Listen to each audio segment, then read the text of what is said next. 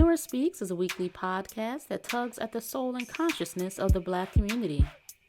With show topics such as youth empowerment, education, women's impact, and civic engagement, Nora Speaks challenges the listener to not only join the movement, but be the movement.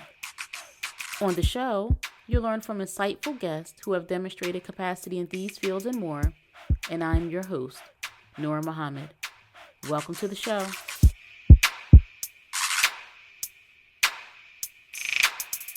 Welcome to another episode of the Nora Speaks podcast, and I'm your host, Nora Muhammad, and I'm very happy to be with you.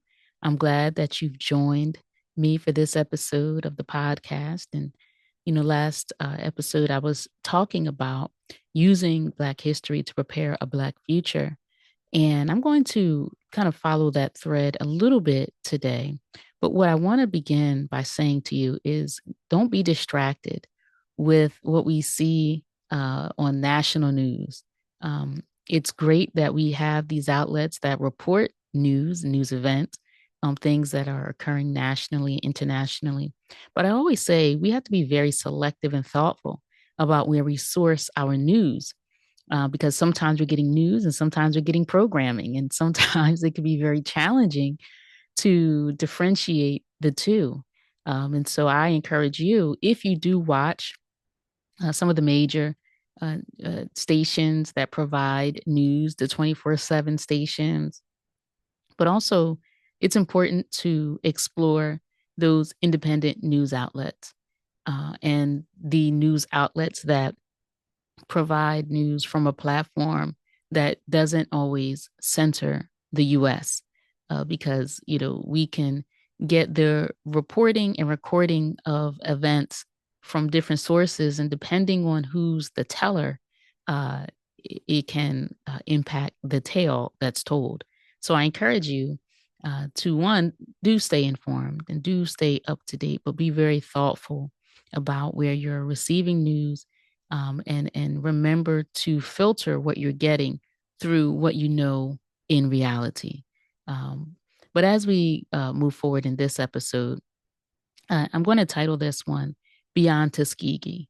As we know about the history of the horrific and inhumane experimentation that was done on Black men and their families, it's important that we know that that is just one incident in a long and horrific and tragic list of very many. And so I'm going to just share some things with you in this episode. But first, I'm going to also explain in very brief detail the Tuskegee Experiment. And I'm doing that because that experiment or that study is often misrepresented by us thinking or reporting that the Tuskegee Experiment was one in which Black men were given syphilis. And that's not the case. The subjects in the Tuskegee study were Black men who had already contracted syphilis. And so although they participated in treatment and care, they thought they were getting a curative treatment. They thought that when they were diagnosed with, quote, bad blood, that the physicians would be working to cure that bad blood, when in fact, those physicians were just studying these men. And as we know, syphilis is something that is contracted and spread, but it can be treated very successfully.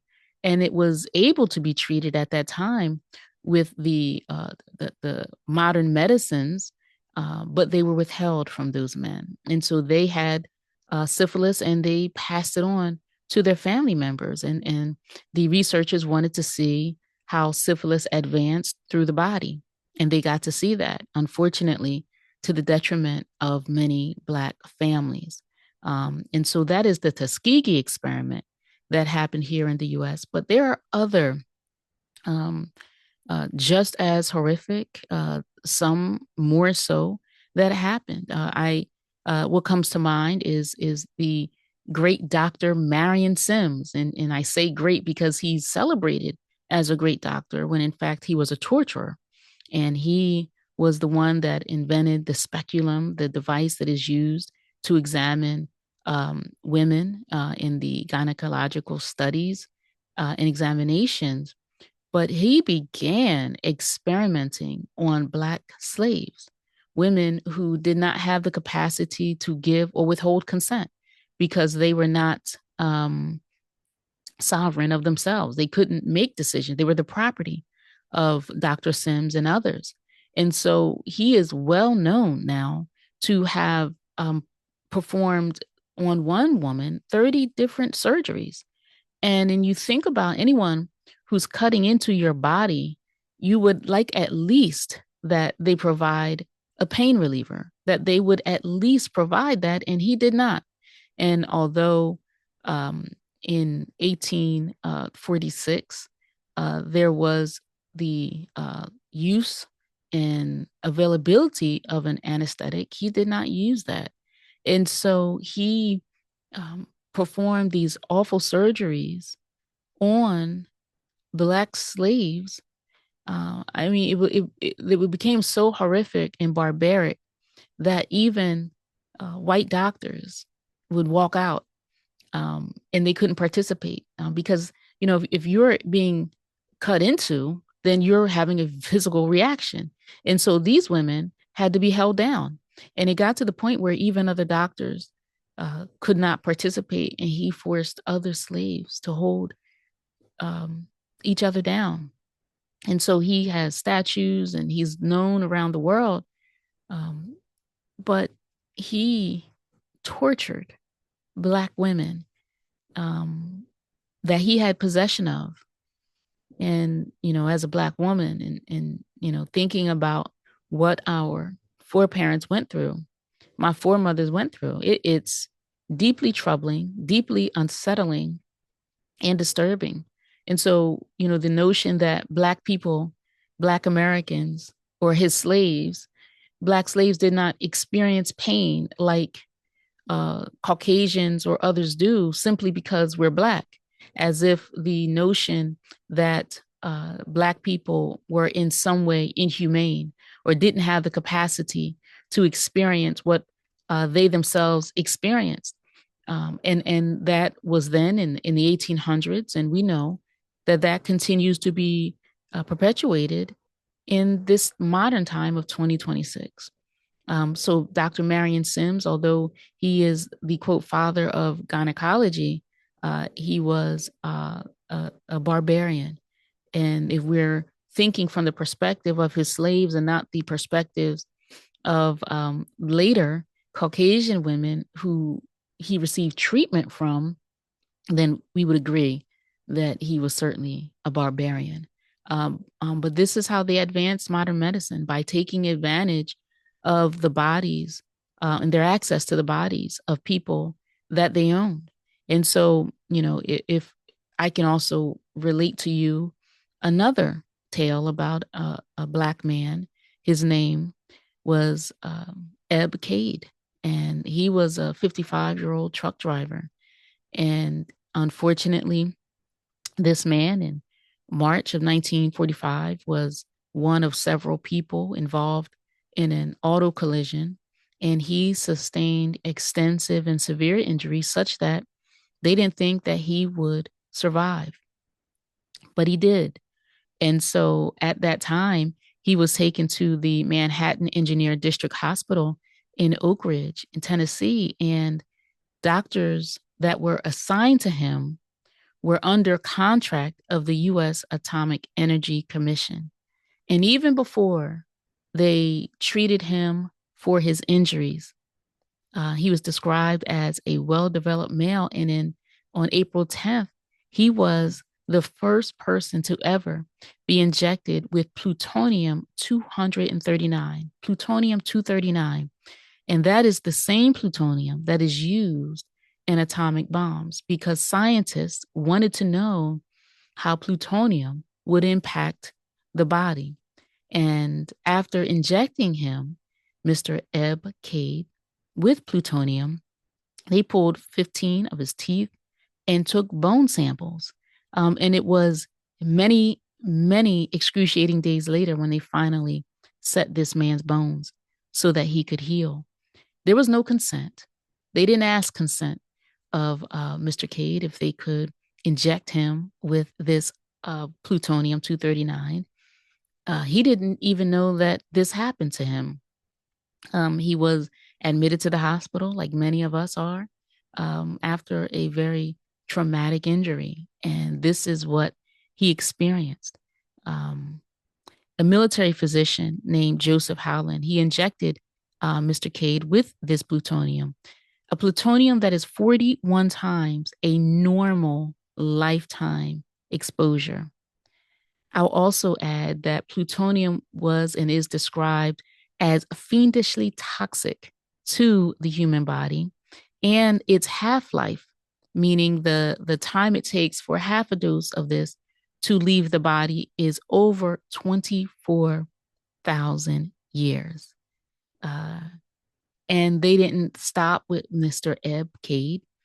This is something that they continue to experiment with people that they did not obtain consent from. I mean, informed consent is something that is very, very important in medicine for an individual to understand that whether it's the treatment that they get for the disease or the illness or the injury that they have, but also to participate in a research study, right? I mean, if you're going to receive a treatment, you are entitled to know the benefits of the proposed treatment. You are entitled to know the risks of the proposed treatment. You are entitled to know if there are any adverse consequences of it.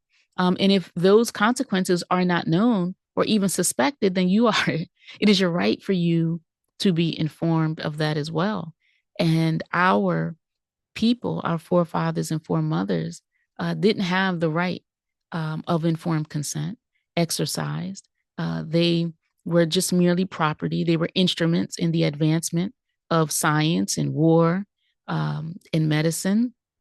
And so, as with the brutality of chattel slavery, the brutality of Jim Crow, we were just the objects of, not a participant or partner in. And so this is part of Black history, American history, that we should know. In a future episode, I will come back and talk about what is known as, or what was known as, a Mississippi appendectomy, a Mississippi appendectomy. And so as we use Black history to create a Black future, we have to know what our people have experienced in this nation. And Black history is, in fact, American history. It is not something that just Black students and Black people should be aware of. All Americans should be aware of the history. It is indeed relevant. And although it might portray an ugly stain in the history of this nation, well, it just is that, an ugly stain. But it is something that we should know about. And so, just as I wrap up, I'm going to also just reflect on the experience of our people during COVID-19 and the push for the vaccinations and how belittled we were, Black people I'm talking about, and others who had questions, who had concerns about a vaccine that was developed so rapidly. And then, with the expectation that we would just put our arms out. And so, conversation about Tuskegee came up at that time, and a distrust that Black Americans have with the medical industry. And a lot of Black people were dismissed. We were poo-pooed. And, Tuskegee, that was then, but this is now.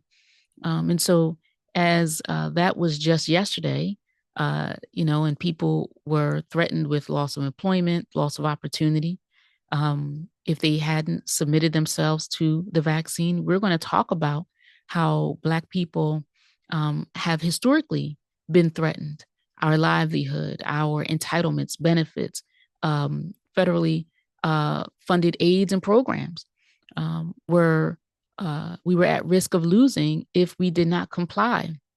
And so, it's a lot that we have to think about, reflect on, And I'm grateful to have this podcast, and I'm grateful to you as a viewer and listener to be a recipient of it, because we have to keep these stories going. We have to make sure our people are informed.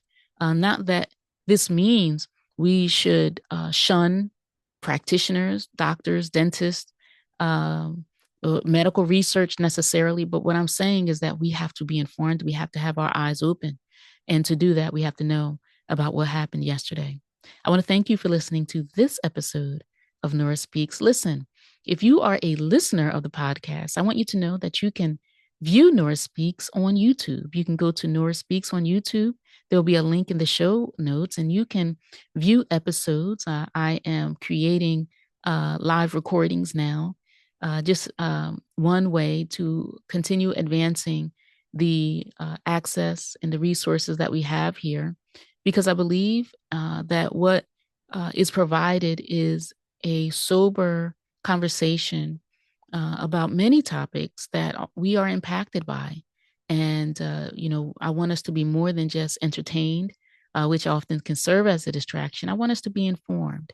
And so that's what I strive to do with Nora Speaks. It is certainly a labor of love, and one that I am proud of. And I'm proud to have viewers that now are joining me on the YouTube channel. So if you're on YouTube watching, you can always subscribe on a podcast streaming app like Spotify, iHeart, Pandora, Audible. They stream podcasts, but you can also, if you're a listener, you can watch it on YouTube. And if this show has value, please share it with your friends, your family.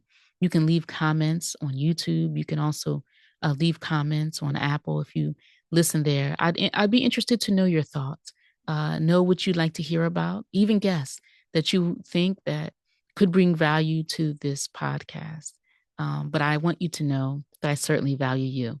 So thank you for joining me for this episode. Until next time, stay in peace. We were brought here as a piece of property. And to keep that piece of property, it is to not allow the property to know the value of the property. And what I mean by that, if you had known the history of yourself, you would not have been made a slave. And you won't be a slave now if you have a knowledge of yourself. It's hard to enslave a person that have equal knowledge with you. You just can't do it. And so this knowledge of yourself is the thing that will free you from what you have been suffering from. Thank you for listening to another episode of Nora Speaks. Look out for a new episode coming at you fresh next week. And if you want to learn more about me and the work that I do, you can visit my website, noraspeaks.com. Or if you have a listener question, you can email me at nora@noraspeaks.com. Follow Nora Speaks on X, Instagram, and Facebook at Nora Speaks, or you can subscribe to the Nora Speaks YouTube channel. I will be sure to include links in the show notes. If Nora Speaks has value to you, please subscribe, rate, and review, and share with family and friends. And be sure to check out previous episodes. And remember, don't just join the movement, be the movement. Stay in peace.